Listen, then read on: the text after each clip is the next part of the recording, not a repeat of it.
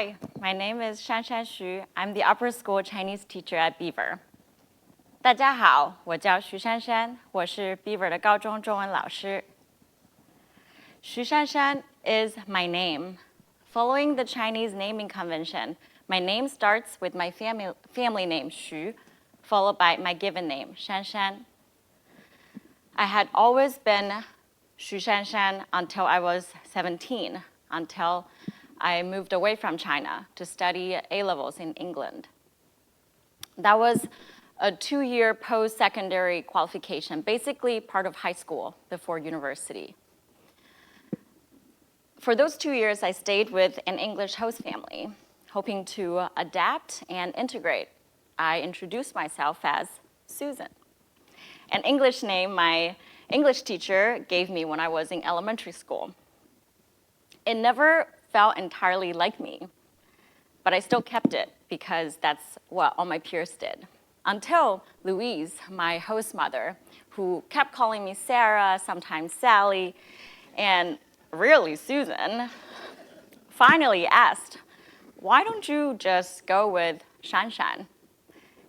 It's your name. It's you. I was surprised, but I also felt seen and recognized as a Chinese kid who could own her name in a very different part of the world. Here in the US, I also choose to go by Shanshan. To me, the use of names in the West and in China demonstrates two opposing ideologies. In Chinese culture, family comes first. The collective well-being of family, community, and the entire country is more important than the needs of individuals. And when it comes to names, Chinese people acknowledge that we first and foremost represent our family, so we say family name first. Whereas in the US, given names come first, reflecting this country's celebration of individualism and personal freedom. See, names are just a very specific example of how languages and cultures are intertwined. And my names are a reflection of my transformation across two cultures. I'm left with some questions. What if language doesn't just express our thoughts, but shape them? What if the cultures that we absorb don't reflect the world we live in, but build it if we know more languages? Today, I want to invite you to look more closely at the fluidity and dynamism of living between and within two very different worlds, the US and China. So let me tell you some stories about how languages and cultural values have influenced me. Several years ago, my parents came to visit me for a short 10 days. Little did I know, they would end up staying for 14 months. It was February 2020. The COVID-19 outbreak led to my parents' flight home to China being canceled. They were stuck with me in my 1,000 square feet open concept apartment. There were 2 doors in our home, the front door and the bathroom door. On top of that, I was learning to teach online, 6 hours a day on Zoom and trying to figure out how to use Jamboard and Padlet and all these other terrible things. And I was a daughter looking after her parents who were uprooted from their home and trying to navigate a foreign country during the middle of a global pandemic. One day after lunch, with 5 minutes to spare until my next class on Zoom, my mom started crying, her head down on the dining table. My parents had got into an argument about some family drama. Instead of finding out about it on the other end of the phone, I had watched my dad raise his voice and my mom cry. I took a deep breath and held my mom's shoulder. My parents, like many Chinese families, are not very explicit about their feelings. So this can lead to more complicated conflicts with words unsaid and emotions not acknowledged. So in the middle of the lockdown, I had to figure something out to help us navigate this very new family dynamic.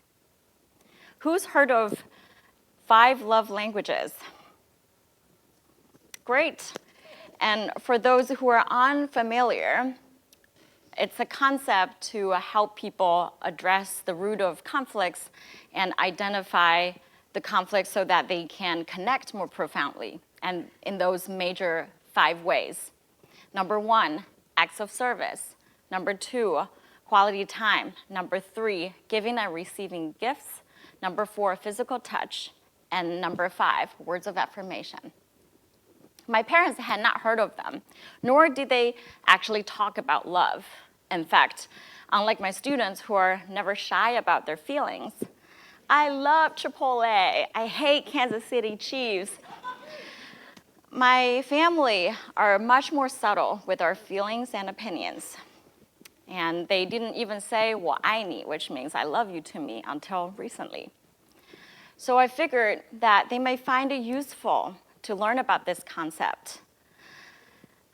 So we took a quiz together to find out each of our love languages. It turns out they have very different love languages. My dad's love language is quality time, and my mom's is words of affirmation. Because they were unaware of their different needs and different love languages, they weren't able to communicate their love effectively. So based on their different needs, I created 2 rituals to fill their cups and let them feel more loved. The first ritual was a daily gratitude sharing time.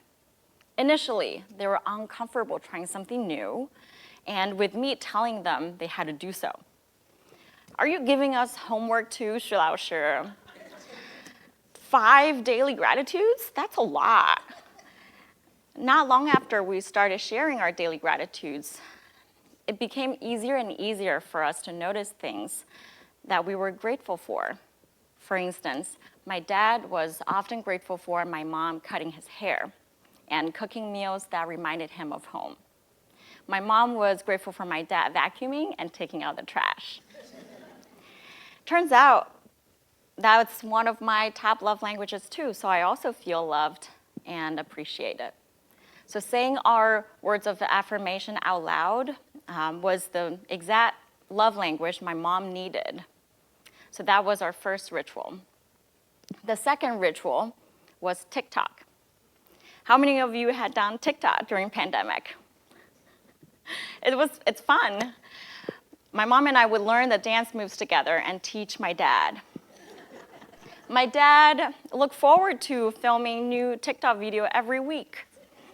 In one of the videos, he was actually limping because he twisted his ankle and didn't want to miss the filming. And practicing together and filming the video every week was exactly the perfect quality time that my dad needed as his love language. Over time, our relationships improved. Our confined world expanded as we incorporated concepts and languages that didn't exist in our repertoire before. I felt closer to my family, and we also grew together. But that doesn't mean that concepts and ideas I have learned in the US are always easy to mix with beliefs and situations in China. Fast forward to spring 2023, right after China lifted its travel restrictions. My then boyfriend, now husband, Drew, planned to visit my family for the very first time in Chengdu. I was preparing him for all these different cultural practices, like don't stab your chopsticks in a bowl of rice. And if you say no to people offer food to you, you gotta say no thank you a bunch of times, or else people would just think you're being polite. It was fun, until one thing came up. I said to Drew, don't ask about 爷爷, my paternal grandfather, in front of 奶奶, my paternal grandmother. Drew asked, why not? I said to him, Nai doesn't know that Ye has passed away. Drew looked at me. His jaws just dropped to the floor. When I first found out that my parents had hid Ye's passing from Nai, I too felt outraged, a sense of betrayal and a violation of personal rights. Wouldn't Nai want to know what happened to Ye, the person she spent over 60 years with? Wouldn't she deserve the truth? But when I asked my family, the responses were the same. 为奶奶好, it's the best for Nai.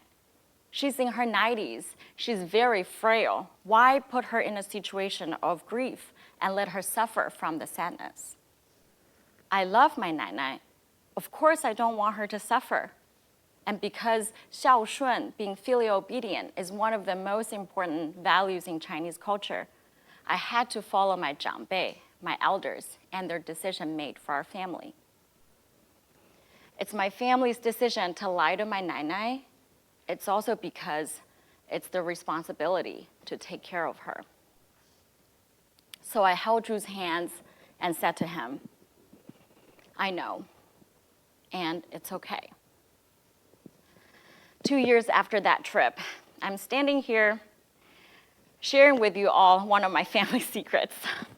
My Nai is now 95 years old. My parents have moved her into their condo. Nai also stopped asking about Ye. I often think about how having lived in China and the US allows me to think in both Chinese and English. Beyond communication, languages give us ways of noticing things that we didn't know existed before, and emotions that we didn't know we could feel. All of these contradictions and complexities are inherent in my names, as I explained at the beginning of this talk. They can be very difficult to navigate, but they can also be a gift. So Drew and I have given the same blend and thought to our son's name. His name is Theodore Xu, representing the two cultures and two languages of our family. We hope that his name will remind him of his heritage, to learn both languages and explore both cultures. This is my journey. While my journey is still a work in progress, I'm hopeful and excited to see what it teaches me down the road.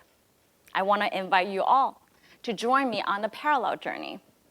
As you learn a different language, be it Chinese, French, Spanish, or Arabic, or explore a new culture through friendships or travels, please keep the following ideas in mind.